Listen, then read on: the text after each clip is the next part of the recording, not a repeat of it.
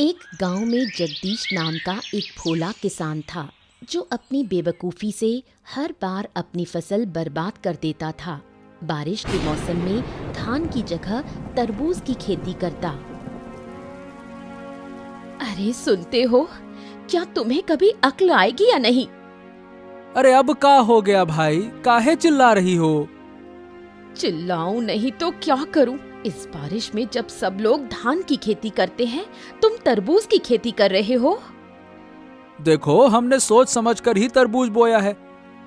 सोच समझकर बोया है? सुनो तो जरा, क्या सोचा था तुमने? हाँ, अब सुनो।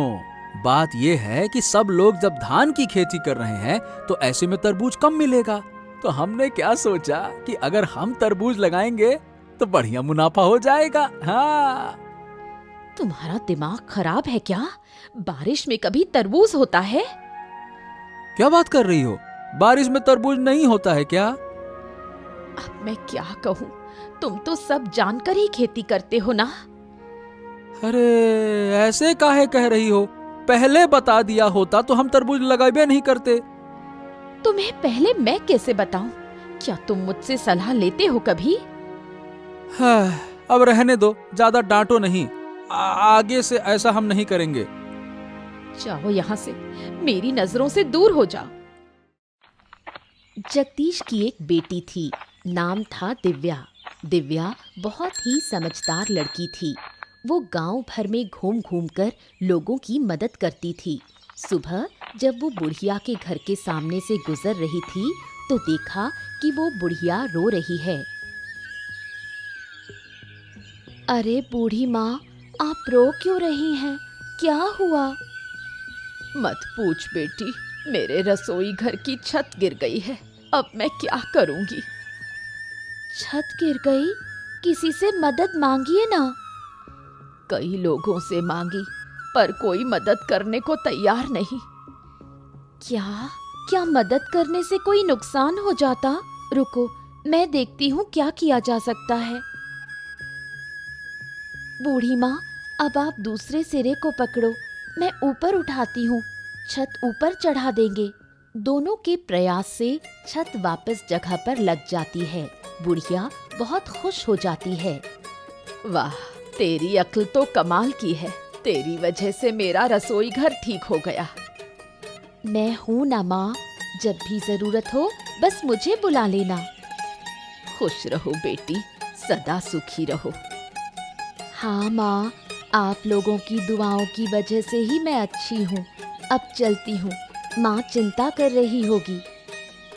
ठीक है बेटी, ध्यान से जाना। हर दिन ऐसे कामों के लिए दिव्या को माँ की डांट सुननी पड़ती है। आज भी कुछ अलग नहीं हुआ। ठहर जा, वहीं खड़ी रह। बता, कहाँ गई थी तू पूरे दिन? माँ, मैं थोड़ी देर गांव में घूमने गई थी। तुम जानती हो, मैं घर पर ज्यादा नहीं रहती। यही तो पूछ रही हूँ कि तू घर में क्यों नहीं रहती? क्या तुझे घर का कोई काम नहीं? घर का काम करने के लिए तो आप हो ही। मैं तो गांव वालों के काम में मदद करती हूँ। गांव वालों के काम करके तुझे क्या मिलता है? माँ, मुझे उनका प्यार और आशीर्वाद मिलता है। लोगों की मदद करने से बहुत सुकून मिलता है। बस कर, छोटी सी उम्र में इतनी बड़ी बड़ी बातें। अभी 15 साल की है और बात करती है जैसे 80 की बुढ़िया हो। रहने दो माँ, आज मत डांटो ना। तेरे बाप बेटी को लेकर मैं बहुत परेशान हूँ। एक है बहुत बेवकूफ, दूसरा बहुत चालाक। जरूर पापा ने फिर कोई बेवकूफी की है, उसी का गुस्सा मुझ पर निकाल रही हो। क्या करूं मैं? तू खुद देख घर की हालत। गांव के इतने लोगों की समस्या हल कर दी, अब तक पापा को ठीक नहीं कर पाई। क्या कहूं, मेरी तो किस्मत ही फूटी है, तभी तो तेरे बाप के घर आई। अच्छा, अब मुझे खाना दो, बहुत भूख लगी है। दिव्या कभी अपनी माँ की बातों को गंभीरता से नहीं लेती। उसे गांव के अच्छे कामों में ही सुकून मिलता है।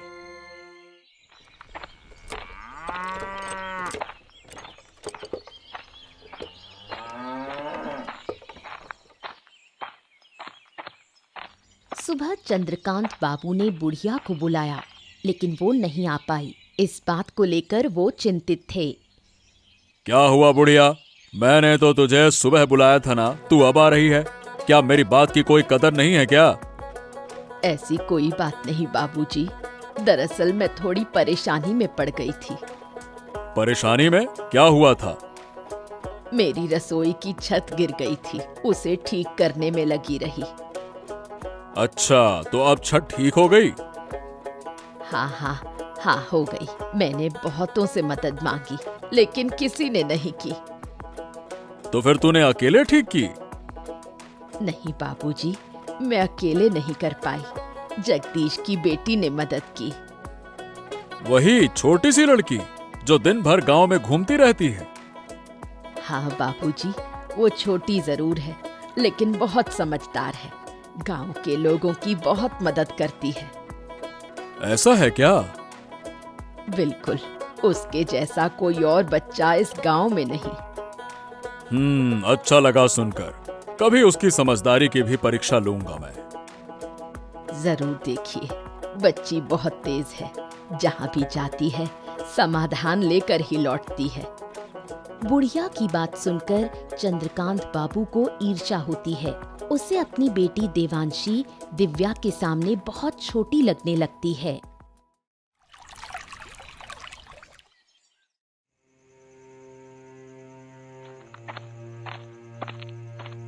सुनो बेटी, तू जगदीश की उस छोटी लड़की को जानती है? किसकी बात कर रहे हो? उस दिव्या की? हाँ, उसी लड़की की बात कर रहा हूँ। जानती है ना तू? हाँ, नाम और चेहरे से जानती हूँ, लेकिन कभी आमने सामने बात नहीं हुई। अरे बेटा, लोग कह रहे हैं कि वो बहुत ही समझदार है। पूरे गांव की समस्या वही लड़की हल करती फिरती है। क्या कह रहे हो पिताजी? ये कैसे हो सकता है? उसकी उम्र ही कितनी है? ऐसा है क्या?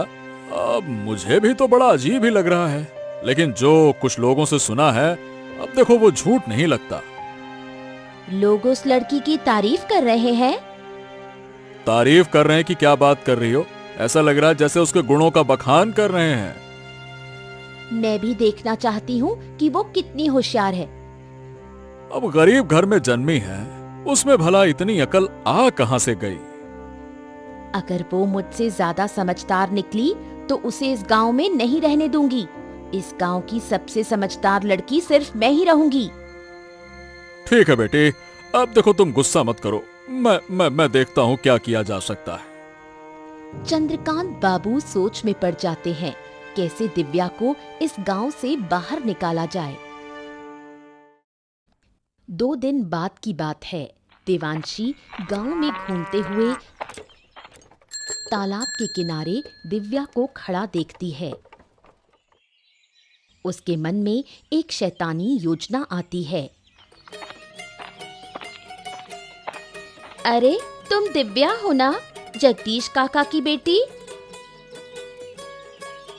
हाँ, मेरे पापा का नाम जगदीश है। तुम कौन हो? ओहो, तुम मुझे पहचानती नहीं? मैं चंद्रकांत बाबू की बेटी हूँ। ओह, तुम चंद्रकांत बाबू की बेटी हो। तुम्हारे बारे में बहुत सुना है, लेकिन कभी देखा नहीं। देखोगी कैसे? मैं तो ज्यादा बाहर निकलती ही नहीं। तुम्हारे बारे में भी बहुत सुना है। तुमसे मिलकर बहुत अच्छा लगा। सुना है तुम बहुत समझदार हो। चलो बैठकर थोड़ी बात करते हैं। देवांशी दिव्या को तालाब के किनारे बैठने के लिए कहती है, फिर उसे धक्का देकर पानी में गिरा देती है और खुद नकली कोशिश करती है उसे बचाने की। उसके चेहरे पर शैतानी मुस्कान होती है। कोई है? मुझे बचाओ, मैं डूब रही हूँ। अरे, तुम गिर गई? कैसे? मुझे तो तैरना नहीं आता। दिव्या हाथ पांव मारती है और एक पेड़ की डाली पकड़कर खुद को बाहर निकालती है। तुम ठीक तो हो ना? हाँ, मैं ठीक हूँ। अब मैं घर जा रही हूँ। इस घटना के कुछ दिन बाद जगदीश और चंद्रकांत बाबू के बीच विवाद हो जाता है।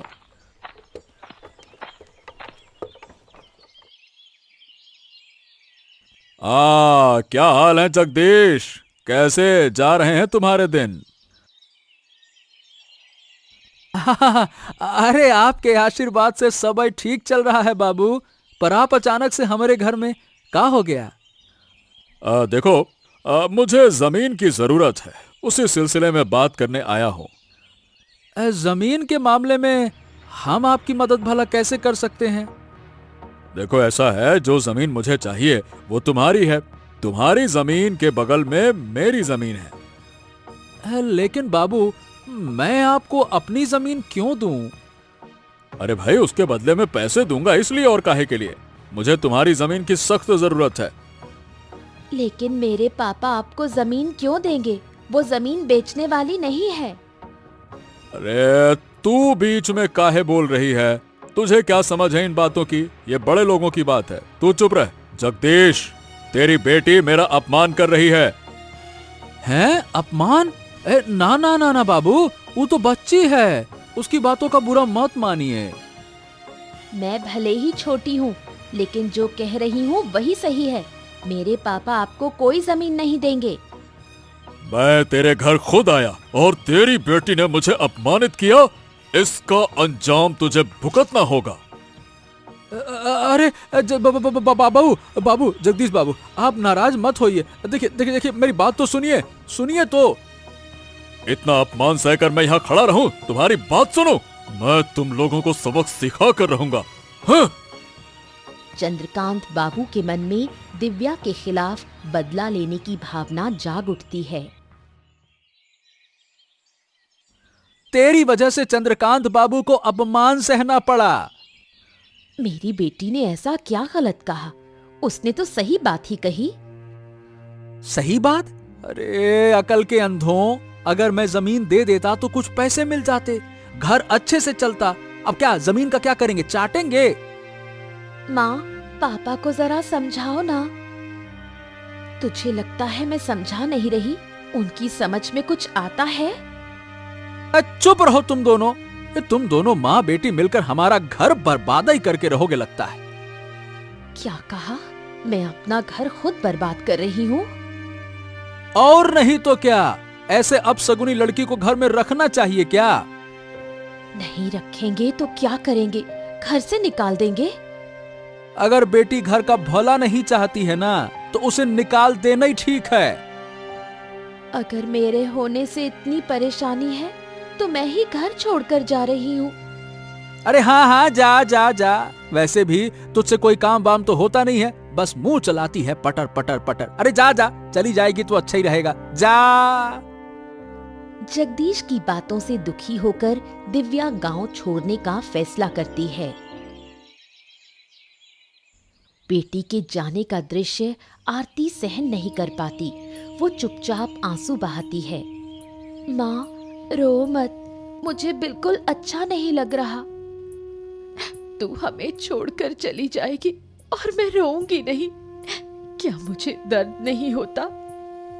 अगर आपको सच में दर्द होता तो आप पापा को पहले ही सुधारती। तू जानती है, तेरे पापा समझदार नहीं है, वो थोड़े भोले हैं। पापा भी जानते हैं कि वो भोले हैं, फिर भी मुझे क्यों डांटा? वो समझ नहीं पाए, तू बुरा मत मान। माँ, मैंने फैसला कर लिया है, मैं इस गांव में अब नहीं रहूंगी। हमें छोड़कर तू कहाँ जाएगी? कैसे रहेगी? क्या हमें तेरी चिंता नहीं होगी? चिंता का कोई फायदा नहीं माँ, मैं अपना रास्ता खुद बना लूंगी, मैं ठीक रहूंगी। मत जा बेटी, मत जा, मुझे छोड़कर मत जा, मैं तेरी माँ हूँ। एक दिन लौट कर आऊंगी माँ, और तेरे सारे दुख दूर कर दूंगी। तू आएगी तो मेरा दुख और बढ़ेगा, ये तू समझ नहीं पा रही। माँ, मैं जानती हूँ संतान को खोने का दर्द क्या होता है, लेकिन मुझे जाना ही होगा, मुझे मत रोको। सुन बेटी, मत जा, लौट आ। कई साल बीत जाते हैं। चंद्रकांत बाबू जगदीश को बेवकूफ बनाकर उसकी सारी जमीन धीरे धीरे हड़प लेते हैं। देखो जगदीश, अब तुम्हारे पास कोई जमीन बाकी नहीं बची है। तुम सारी जमीन हमें बेच चुके हो। अब क्या कहें बाबू, बेचते बेचते पूरी जमीन बिक गई, पता ही नहीं चला। अब हमारी जमीनें खत्म हो गई, क्या करें। अरे सुनो तो इसे, ऐसे कह रहा है जैसे पूरे गांव की जमीन ही दे दी हो इसने। अब जब सब कुछ बेच ही दिया है तो आप फिर मेरे पास क्यों आए हैं? क्या सब कुछ? अरे भाई, क्या तुम सब कुछ का मतलब समझते हो? अरे बुड़बक, उस सब कुछ में तुम्हारा एक घर भी शामिल है। हैं?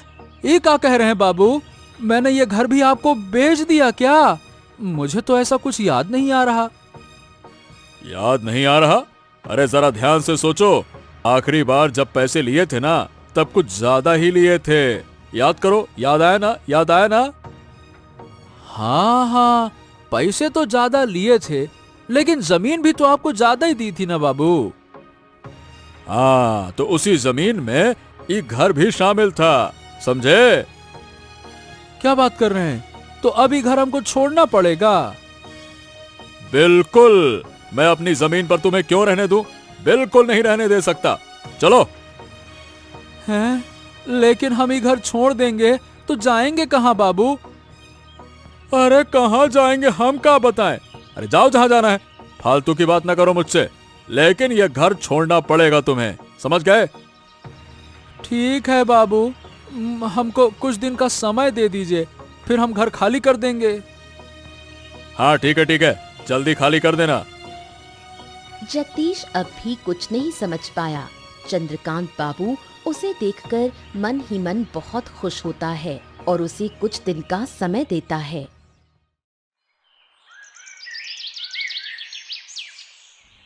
जगदीश गहरी सोच में पड़ जाता है। उनका अंतिम सहारा भी अब खत्म हो चुका है।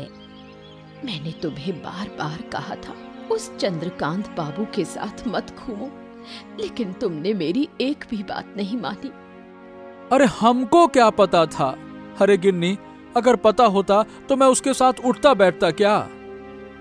तुमने नहीं समझा, ये ठीक है, लेकिन जब जब मैंने समझाने की कोशिश की, तुमने मुझे ही चुप करा दिया। अरे हमको कभी अंदाजा ही नहीं था कि हमारे साथ ऐसा हो जाएगा। तुम्हारी वजह से मैंने अपनी बेटी को खो दिया। वो तो शुरू से ही विरोध कर रही थी। हाँ, अब जाकर समझ में आ रहा है कि मेरी बिटिया सही कहती थी। मैंने नाहक उसे गलत समझा इतने साल। क्या करूं, मेरी अकल ही मारी गई थी। तुमने उसे घर से निकाल दिया, अब उसका पाप तुम्हें भुगतना पड़ रहा है। मैं और सजा भुगतने को तैयार हूँ। मेरी बेटी न जाने कहाँ होगी, किस हालत में होगी। मुझे माफ कर दो मेरी बेटी। अब रोकर क्या फायदा? सोचो अब आगे कहाँ जाएंगे? अरे अब तो कुछ सोचने की शक्ति ही नहीं रही, कहाँ जाएंगे, क्या करेंगे? तुम्हारे दिमाग में कभी कुछ चलता ही कब था? सारा झंझट मुझे ही सहना पड़ा है। अब मैं क्या करूं? चिंता मत करो गिन्नी, हम कुछ उपाय सोचते हैं। जगदीश और आरती का जीवन अब अनिश्चितता के अंधकार में डूब गया। दिव्या गांव लौटकर गांव के विकास के लिए प्रयास शुरू करती है। उसकी मुलाकात आनंद नाम के एक शिक्षित युवक से होती है। सुना है आप 2 दिन पहले गांव लौटी हैं और गांव के भले के लिए काम करना चाहती हैं। हाँ, आपने ठीक सुना। क्या आपको कोई आपत्ति है?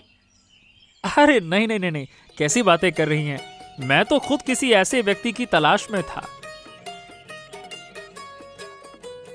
फिर तो और भी अच्छा। दरअसल मैं भी काफी समय से गांव के विकास के लिए कुछ करना चाहता था। अब आपको पाकर अच्छा लग रहा है।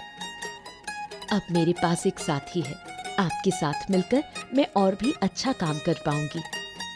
हाँ, जी हाँ, मैं भी तो यही कहना चाहता था। आप तो काफी समझदार हैं। तो आपने गांव के लिए क्या योजना बनाई है? वैसे मैंने अभी तक कुछ तय नहीं किया है, पर सोच रहा था कि अनपढ़ किसानों को कृषि के बारे में जागरूक किया जाए। हाँ, ये तो बहुत अच्छा विचार है। मैं भी कुछ ऐसा ही सोच रही थी। क्यों ना गांव के शिक्षित लोगों को साथ लेकर एक संस्था बनाई जाए। अरे ये तो और भी अच्छा होगा। इससे हम किसानों को और अच्छे से समझा पाएंगे। और हमारी संस्था भी आगे बढ़ेगी। तो फिर मैं गांव के शिक्षित लोगों को इकट्ठा करता हूं फिर। हाँ हाँ, जरूर कीजिए। उसके बाद मुझसे संपर्क कीजिए। मैं संस्था की शुरुआत करती हूँ। कई साल बाद जब चंद्रकांत बाबू को दिव्या की वापसी की खबर मिलती है, वो बदले की आग में जल उठता है। अजय, गांव पर ठीक से नजर रख रहा है ना? हाँ बाबू, सब ठीक से देख रहा हूँ। फिर भी तू मुझे ये नहीं बता पाया कि जगदीश की बेटी गांव में संस्था बना रही है। खबर तो मेरे पास भी थी बाबू, सोचा था कि आज ही आपको बताऊंगा। अरे नालायक, इतनी देर कर दी, तब तक तो गांव वाले शिक्षित हो जाएंगे। अरे बाबू, ऐसा थोड़े ना होगा। क्यों नहीं होगा? अरे वो लड़की बहुत चालाक है, बचपन से चालाक है, मैं जानता हूं उसे। अगर उसने किसानों को समझा दिया तो हमारा धंधा चौपट हो जाएगा। अच्छा, तो अब हमें क्या करना चाहिए? उस लड़की को सबक सिखाना होगा। लेकिन कैसे? अरे इसीलिए तो तुझे बुलाया है। अब सोच और कोई ठोस योजना बना, कैसे कैसे कर रहा है। चलिए तो एक काम करते हैं, उसके संस्था को तहस नहस कर देते हैं। हाँ ये ठीक है, लेकिन पहले उसके बाप से मिलना होगा। देखना होगा कि वो कुछ करता है या फिर नहीं।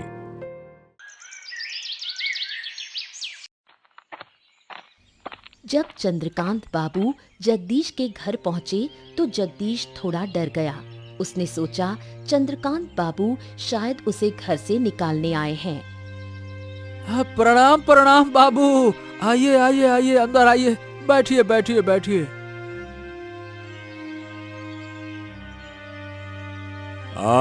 आज तुम्हारे घर में बैठने के लिए नहीं आया हूं। देखिए, मैंने आपसे कुछ दिन की मोहलत मांगी थी बाबू। हाँ हाँ, मैं उस बारे में पता करने भी नहीं आया हूँ। मैं तुम्हारी बेटी के बारे में बात करने आया हूँ। हैं? मेरी बेटी के बारे में? क्यों? मेरी बेटी ने फिर से क्या कर दिया? सुना है कि तुम्हारी बेटी गांव में वापस आ गई है। हाँ हाँ हाँ, मेरी बेटी वापस तो आ गई है बाबू। सुना है वो गांव के किसानों के लिए अच्छे काम कर रही है। अब देखिए बाबू, इस बारे में हमको कुछो ना पता। मैं यही बताने आया था कि अपनी बेटी को काबू में रखो, नहीं तो अच्छा नहीं होगा। हाँ बाबू, सही बताएं तो वो क्या कर रही है, हमको इस बात का कोई अंदाजा नहीं है। अंदाजा नहीं है तो क्या हो गया? बेटी को काबू में रखने के लिए अंदाजा जरूरी नहीं होता है। तुम कहो और वो मान जाएगी, बस। क्या कहें बाबू, मेरी बेटी ने तो पहले कभी मेरी बात मानी नहीं, तो अब कैसे मानेगी? वो समस्या मेरी नहीं है। तुम उसके बाप हो और वो तुम्हारी बात मानेगी। मुझे बस तुम्हें सूचना देनी थी, मैंने दे दी। लेकिन बाबू, अगर वो गांव के भले के लिए काम कर रही है तो इसमें समस्या क्या है? हमको ये समझ में नहीं आ रहा। अरे क्या कहें, वो जानने से तुम्हें कोई फायदा नहीं है। अगर सीधी बात है कि उसे नहीं रोका तो वो अपनी जान से हाथ धो बैठेगी। बस कह दिया मैंने। अपनी बेटी की बात सुनकर जगदीश अब मन ही मन ठान लेता है कि वो अपनी बेटी को किसी हाल में नुकसान नहीं होने देगा। गांव भर में जगदीश की बेटी की तारीफ सुनकर जगदीश और आरती गर्व महसूस करते हैं। देखा, मैंने कहा था ना कि हमारी बेटी एक दिन अच्छा काम करेगी। गांव के लोग उसे सम्मान देंगे। हाँ, अब तो मैं भी देख रहा हूँ, लेकिन पहले मुझे यकीन नहीं था। तुम्हारे अविश्वास की वजह से ही वो हमें छोड़कर चली गई थी। तुम्हारी बेटी इतनी समझदार है कि हमें छोड़कर भी सफल होकर लौट आई है। मुझे अपनी बेटी पर कितना गर्व हो रहा है, ये मैं बता नहीं सकती। मुझे भी कम गर्व नहीं है अपनी बिटिया पर। अरे गांव में निकलते ही सब लोग कहते हैं, वो देखो दिव्या के पापा जा रहे हैं। तो फिर मानते हो कि मेरी बेटी अच्छा काम कर रही है? हाँ, कर तो रही है, लेकिन अब लोग उसे रोकने के लिए उठ खड़े हुए हैं। वो लोग उससे जलते हैं, लेकिन मैं अपनी बेटी को कोई नुकसान नहीं होने दूंगी। अब मैंने भी मन बना लिया है भाग्यवान, जो हमारी बेटी को नुकसान पहुंचाएगा उसको हम छोड़ेंगे नहीं। देखो, चंद्रकांत बाबू का साथ मत देना। मेरी बेटी शुरू से ही सही थी। मैं समझ नहीं पाया ना गिन्नी, यही तो मेरी गलती थी। अब क्या कहें। अब इन बातों को छोड़ो, अब हमें अपनी बेटी को बचाना है। चलो कोई बात नहीं, तुम चिंता न करो, मैं उसे हर हाल में बचाऊंगा। आखिर हमारी बेटी है वो।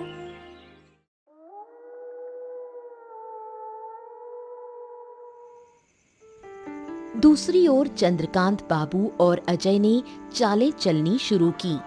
सुन अजय, इस बार योजना मजबूत होनी चाहिए। वो लड़की बहुत चालाक है। सिर्फ चालाक नहीं, वो बहुत होशियार भी है। हम कुछ भी करें, वो अपनी समझ से बच निकलती है। इसलिए तो कह रहा हूं, इस बार सख्त तैयारी होगी। तो फिर बताइए बाबू, क्या किया जाए अब? पहले कुछ लोगों को इकट्ठा करो, फिर उसके संस्था को तोड़ डालो। तो चलिए बाबू, कल ही हमला करते हैं। हाँ, कल ही करना होगा, अब और देर नहीं की जा सकती। अगर गांव वाले बीच में आ गए तो उन्हें गांव से निकालने की धमकी देंगे।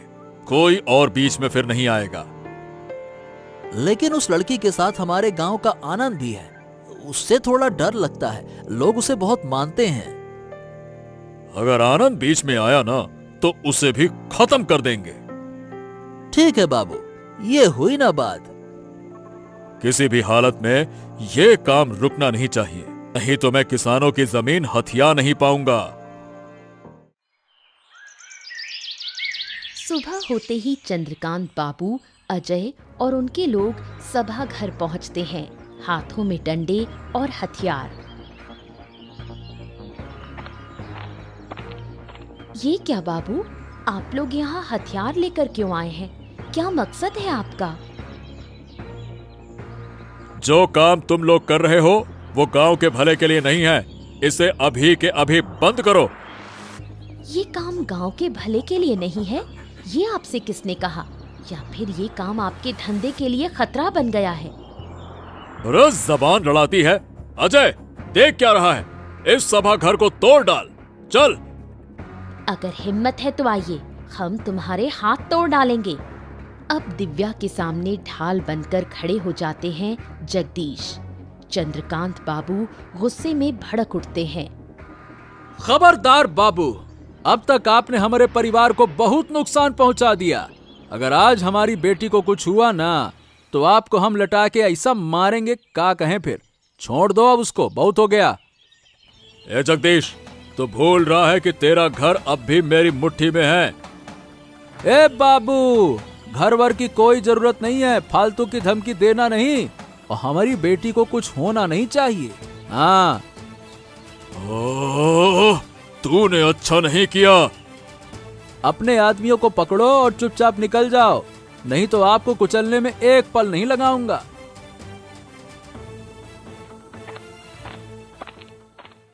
ए बेटा, हमका माफ कर दे, हमने तुम्हें अपनी बेटी नहीं समझा।